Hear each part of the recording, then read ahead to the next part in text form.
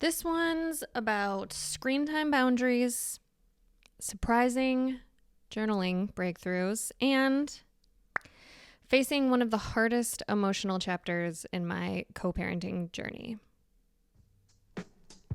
Let's get into it. Welcome to the Mostly All Figured Out podcast, where we get real about the messy, unfiltered process of becoming the person you actually want to be in your career, your family, your friendships, and your love life. And because accountability is everything for me and my ADHD brain, I'm going to take on a new healthy habit every month, and I'm going to bring you along for the ride. So we're going to be doing things like waking up early every day, tracking our spending, working out consistently, posting consistently on our business social media accounts, and together we'll see in real time whether this stuff actually makes a difference and is worth giving a try. I am truly so grateful that you are here, and I'm so excited for what's next for us. So let's get into the episode and become the best versions of ourselves together.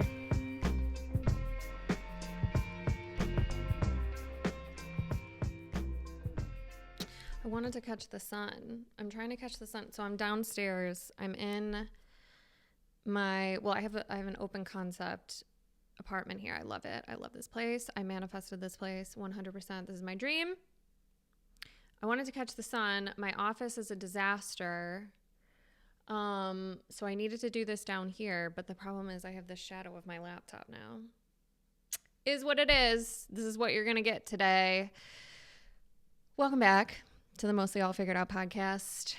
I'm your host, Emily Rose, and as always, I'm so glad you're here. Today's episode is going to be part personal update, part love letter to anyone who feels like they are standing in the middle of a turning point in their life. Hopefully it's not just me.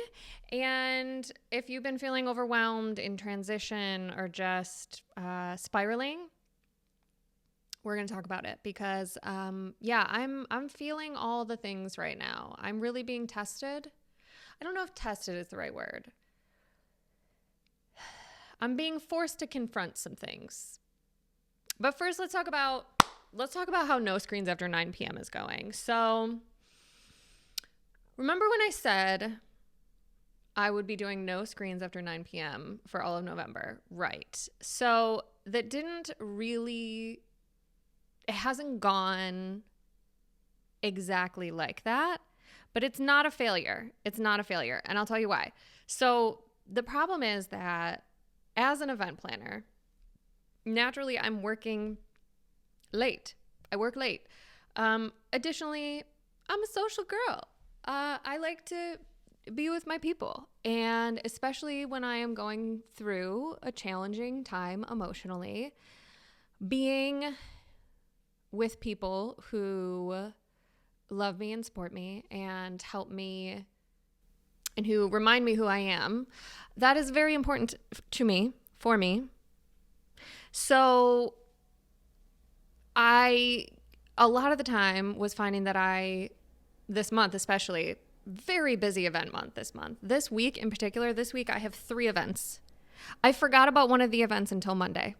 This Monday, yesterday. I'm recording this on Tuesday, Tuesday, November 19th, 18th, November 18th. I don't even know what day it is. On Monday, a client emailed me and said, hey, what's going on for Friday? Forgot. This makes you want to hire me, doesn't it? I'm doing the best I can right now. But literally, I have 3 events that I'm working and or supporting in some way this week. So this month has been particularly heavy with work stuff, which is late. And I also, we've had some interesting health issues in this house. A week ago, I picked a bug out of my 5-year-old's head.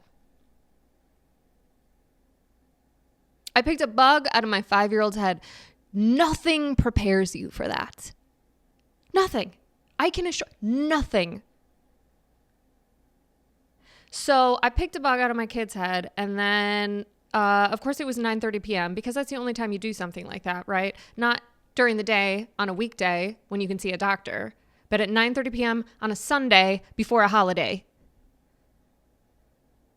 So, yeah, anyway, worked that out, okay? But that was a late night. That was a few late nights. Then this poor little guy, same guy, got some kind of virus. So that was a whole ordeal, and like waiting up late for saline spray to be delivered by Uber Eats. Thank God for Uber Eats, right? Like, I'll tell you what, there's a lot of challenges with being a single parent and being the only adult in this house. One of the biggest challenges is sick children in the middle of the night. It really is tough because I can't send anyone out to go get stuff. But Uber Eats. Shout out to Uber Eats. Thank you, Uber Eats. So I got the saline spray. Anyway, shutting my phone off at 9 just wasn't working. And I was beating myself up about it, like feeling like I had failed. But the thing is, that's not really the point. Like, yes, it would be good to have a regular sleep schedule. However, I think there are periods in our life where we have to recognize that's just not possible. Like, for example, I remember when I think both of my children, when they were really young, like infants, I tried to be a part of the 5 a.m. club, okay? I tried to get up at 5 a.m. When you have an infant, you have to get sleep whenever you can get sleep. It's not the time for you to be waking up at 5 a.m. There's other examples. Let's say you're going through like a big transition. Maybe you're moving. Maybe you're getting a divorce. Maybe someone you love passed away. Not the time. It's just not the right phase of life. We have different phases of life where we can really realistically do things. So right now, at the phase of life that I'm in, with the job that I have, with the children that I have, with the being a single parent, shutting my phone off every night at 9 was just not happening. So I pivoted. And instead of saying no screens after 9 p.m., which I was repeatedly not doing well, the new rule that I am following this month is no screens in bed. So when I walk into my bedroom, my phone goes straight on the charger across the room from where I lay my head down. And this, I think, has given me almost exactly what I was looking for from no screens after 9, because it stopped me from laying in my bed and doom scrolling. It allows me to get a better sleep, even if before that I'm down here, cranking through emails, or I don't know, editing this podcast, or pulling tarot cards and checking it on ChatGPT. I don't know. Regardless, I go to bed and then I read my book. I do some journaling because all of a sudden I'm forced to confront my feelings that I was trying to scroll away. And as a result, I'm waking up feeling so much more energized, much more positive, less anxious. The anxiety part that has been really surprising. I didn't realize how much it's like those dopamine hits we get from the scrolling and the funny videos. The spike up is just as far down as it is up. You know what I mean? I have been surprised by that piece in particular. And I really also have been surprised by how I have been drawn to journaling. I really didn't think I was a journaling person. Genuinely, I did not think I was that person. But turns out I am when I'm not distracting myself. It has really opened up a lot of opportunity for me to reflect and to consider where I'm at right now and what I need to be working on. And, as I've kind of mentioned already and alluded to already, I am going through a really emotionally challenging time. It's forcing me to confront it. I I want to kind of speak to anyone else who is finding themselves in a tough spot right now, or a crossroads, or a place where maybe they're having to reconsider their direction or work through some really old beliefs and systems maybe. So I am heading into a 9-day stretch over Thanksgiving where both of my children will be traveling overseas with their dad. And this will be the longest that I've ever been apart from both of them. It's definitely the farthest apart that I've ever been from them. And it'll be my first Thanksgiving without my children. And I'm not going to sugarcoat it. It's bringing up a lot of emotions, anxiety, stress, but really the strongest one is grief.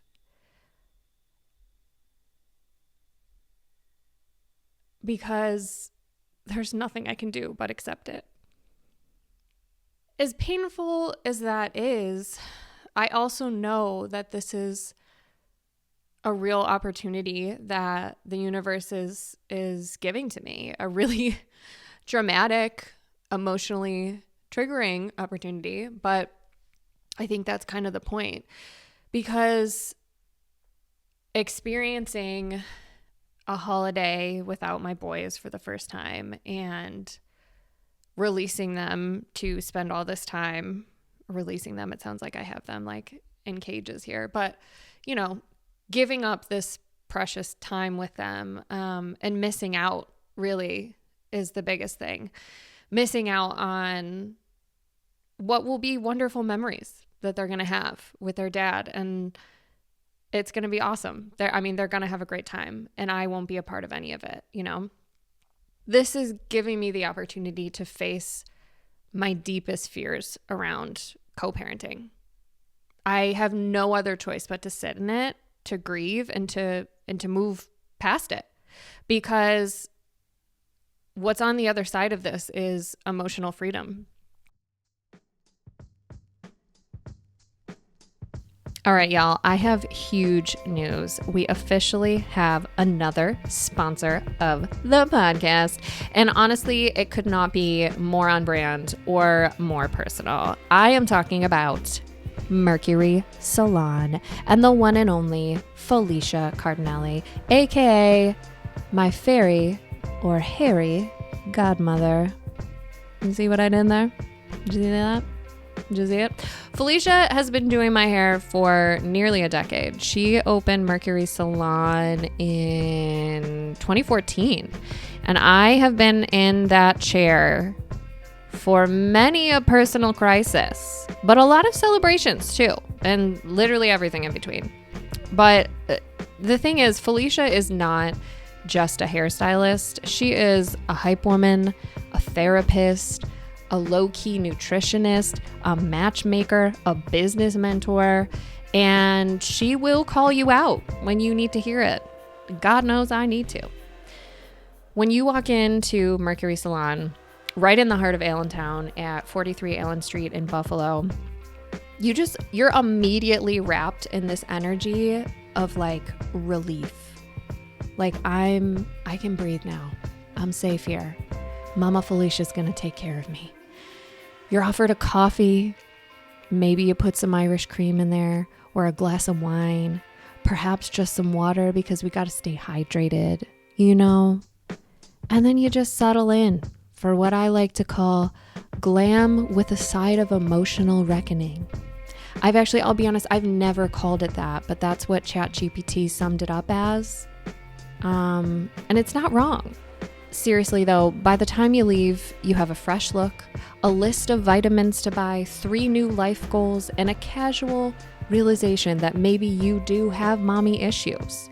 It's a full spectrum experience, and it's all on a one-to-one basis with Felicia herself, who's been doing this for 30 years and is an American board certified hair colorist.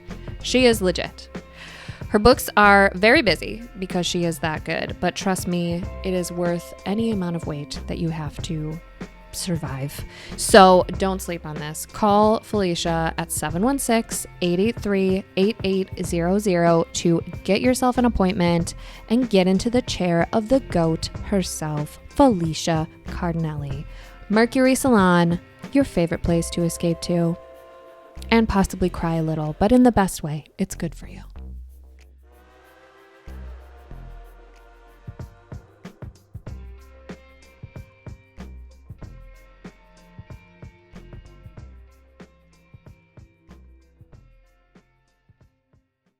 The sun went down, so I had to move. But yeah, this is forcing me to face some of my deepest fears around parenting, co-parenting, really around what it means to be divorced, to have children and be divorced. You know, I've been separated from my ex for about 2.5 years now. We've been divorced for almost 1.5 years. And I have had to face all of like the worst parts of going through a divorce and co-parenting pretty immediately.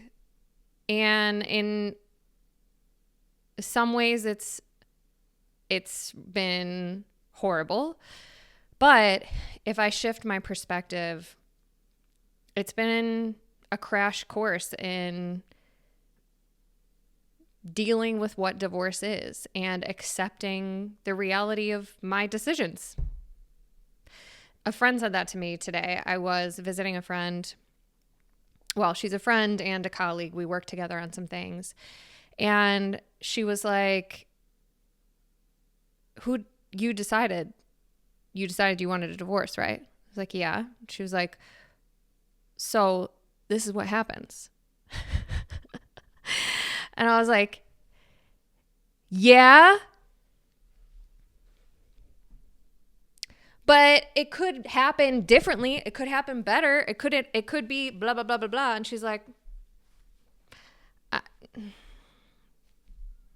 this is what happens when you get a divorce. You give up part of the control. And there's going to be experiences and people and moments in their lives that I won't be a part of. And that sucks. So to help myself shift my mindset and really but alchemize all of the emotion that I'm feeling around this into something positive, which I think is something that anyone can do, whether you're also a single parent and you're dealing with this holiday season, you're experiencing for the first time not having your kids on a certain holiday, or if you are a business owner and suddenly there's a massive roadblock that is causing you to have to rethink everything about your business.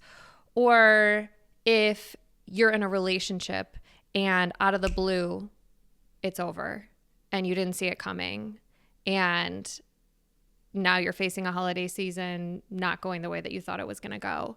Whatever it might be that you might be facing, I'm not one of those people that believes everything happens for a reason, but I am a person who believes that you can find meaning in everything. So the last couple of years, I've been hit with a lot of things like this, and experiencing the emotion behind them, whether it's grief, anxiety, anger, stress, whatever it is important to feel that, but lingering there is not where you want to stay. When I say alchemizing it, I mean you can take that energy. It's a lot of energy, right? And so you just have to shift it from one of these negative emotions into a positive one, because it's like it's in you. Like there's so much in me right now. And that is a good thing, because right now Or in certain moments of the day, it might feel like sadness, or it might feel like worry or fear. But then in other parts of the day, when I have more control, when I can shift my perspective, it feels like motivation. It feels like I am going to do everything I can while my boys are gone to set us up to have the best fucking holiday season ever.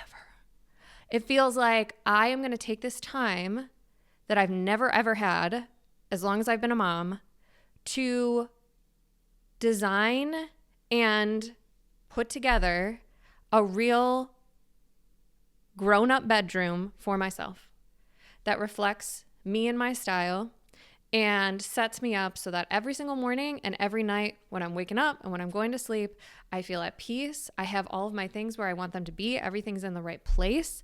It looks clean. I like minimal. I like nice surfaces.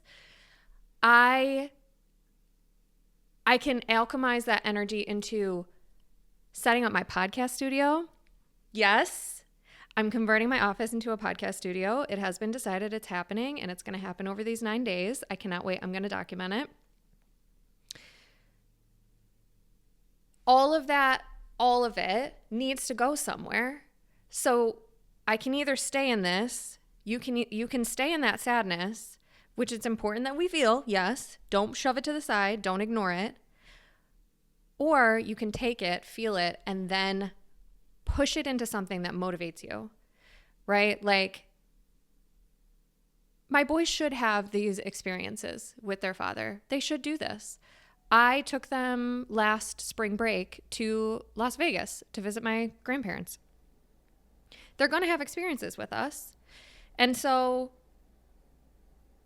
this is an opportunity for me to take some real time for myself, love on myself, and set this house up and the schedule up so that we can have a bomb-ass holiday season. So how do I help myself do this? One of the things I do is, which I learned from another podcaster actually, is write a gratitude list. I've been doing this for a couple of years now, not just for situations, but also for people that, you know the ones, people that push you over the edge. When you're feeling that with someone, especially someone that you have to continue dealing with, maybe it's a client, maybe it's an uncle on Thanksgiving, maybe it's your husband or wife, maybe it is a sibling, who knows, a coworker, someone that you still have to see all the time. Staying angry or bitter or whatever negative emotion you feel about them is only hurting you. And it keeps you in this negative energy. So I heard from this other podcaster that she will write a list of 10 things she is grateful for about this person that is really challenging her. And by the end of it, it really does feel better. And so I have been doing that. I've been practicing that. And I can confirm it really does make you feel better. So I did this. I'm going to pull out my list. Okay. I did this for this trip. And I wrote 10 things that I'm grateful for the other night. And I'm not going to read all of them, but I will read a couple. So one of the reasons I'm so grateful that they're going on this trip with their dad and not me is because I don't have to go. I don't have to go thousands of dollars into debt to go to England. I don't have to spend time with my ex-husband. Sorry, dude. Cheers to you. You're doing great. The boys aren't going to see us fight. They're not going to see us together and wish that things were different. None of that will have to occur. I don't have to worry about what other people are thinking. So that, all of that, I don't got to be there. I don't have to be there. They can do this on their own. Last time I went to England with this crew of people was when I realized that I wanted a divorce. I don't need to go back there with them. Second thing, I'm so grateful that my son, this is a trip around soccer. So it's not just them. There's going to be a bunch of other families going. And it's all kids that my ex coaches. And so they're going to do some really incredible soccer things. So that's fucking cool. Like, that is really cool for my son because he is getting to go overseas. He's going to get to play. I believe they're playing in Manchester and Liverpool against kids who play for the Premier Leagues over there. This is the trip of a lifetime for him. I never in a million years would I have been able to do something like this as a kid. And my son is getting to do that. So I'm really grateful for that. And for if it wasn't for his father, this wouldn't be happening. I'm grateful that I'm going to have all this child-free time to do some of those things that I listed. Set up my podcast studio, set up my bedroom. I already have plans lined up with many friends so many people have reached out to say, I'm available this day. I'm available this day. When are you doing this day? What are you doing on Thanksgiving? I have like 5 different Thanksgiving plans. There's so many places I could go on Thanksgiving. I'm the luckiest fucking girl in the world, honestly. So I'm excited about that. I am excited that I can do things differently on Thanksgiving, right? We have our traditions. Usually we watch the parade, I make cinnamon buns, and then we used to go to my parents'. My sister's hosting for the first time this year. But I could do whatever the fuck I want on Thanksgiving. When am I going to get that opportunity again? I might run in the turkey trot. Sounds like a dumb thing to do when you can do whatever you want on Thanksgiving, doesn't it? But I always wanted to. So I might run in the turkey trot. I might get high and play Animal Crossing. Who knows? Opportunities are endless. I'm grateful. Another thing I'm grateful for is that my boys have a dad who wants to be in their life. Not all single moms have that. I'm really grateful that their dad genuinely wants to be in their life, that he wants to share time with them, that he wants to give them experiences like this. I'm really grateful for that. I'm grateful that they're going to see his family when they're out there, that they're going to see their cousins, because that time, of course, is really, it's really special for them. I'm grateful that they're going with a bunch of other families and people that I know and trust who are also going to keep their eyes out for my boys. So there's a lot of things. There's a number of other things. But writing that list and also thinking intentionally about how I want to spend that time and not just going into it blindly has been really helpful for me. And so I just wanted to put that out there in case anyone else is finding themselves in this position or has found themselves or will be in the future. It's really just about perspective. And you can choose to feel sorry for yourself. You can choose to be the victim. And you'd be justified. You'd absolutely be justified in doing that. But what good is that for you? What good is that for you? What a waste, Like when's the next time this is going to happen for me? I don't know. It could be in a couple months. It could be never again. Who knows? But regardless, I have this time. And so I'm going to use it the best way that I possibly can. And is it going to be easy? No. But I know that this is going to force me to really confront some of my biggest fears and sadness around missing out. I've always been a girl with a lot of FOMO. Did not even know how I would feel FOMO once I had children and a divorce. So it's going to be great, though. You're probably going to be hearing from me. Actually, look forward to an episode with your 2 favorite girls, my sister Liz and I. We're doing that on Sunday, so that's one of my plans. That is all I have for you today. What's the summary? Summary is, if no screens after 9 works for you, stick with it. try it. If that works for your schedule and you really need to have more of a regular sleep time, if you're able to have a regular sleep time, that is a really good thing to do.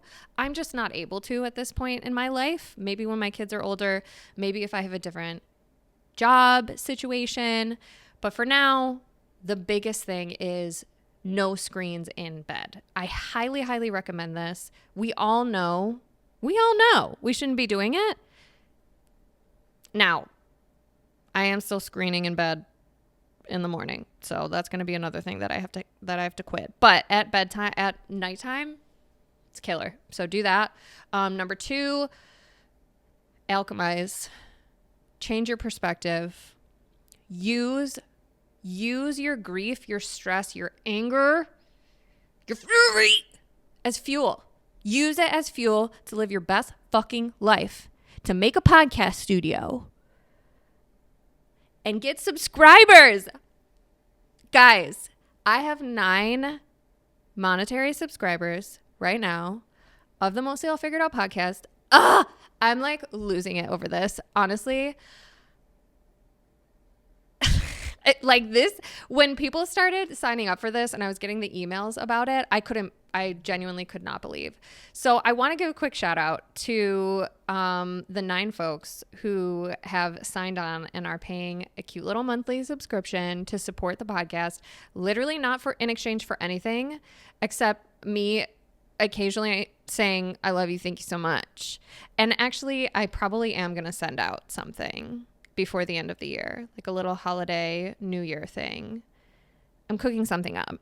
So first of all, to the 9 of you who already signed up, Michael H., Bridget W., Sam S., Ben S., Lauren B., Maria Q., Lizzie just gets a 1 name, Brandon, and Mom. Oh, Brandon G. and Mom. Thank you. Thank you. It really means so much to me. All of you signing up for this has officially paid for Buzzsprout, which is the hosting platform that I use to post these episodes. So now it officially really doesn't cost me anything to do this, which is so great, except my precious time.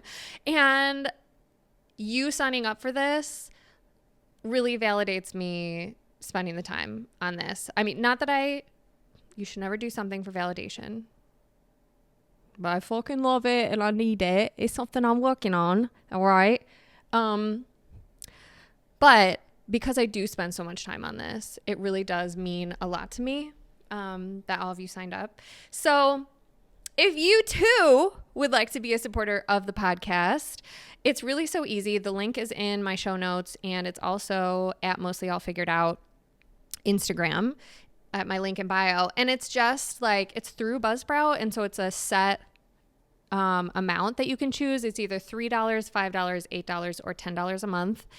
And it really goes a long way, not just for like, of course, literally any dollar amount is helpful to me because I am doing this, well, not anymore, for free.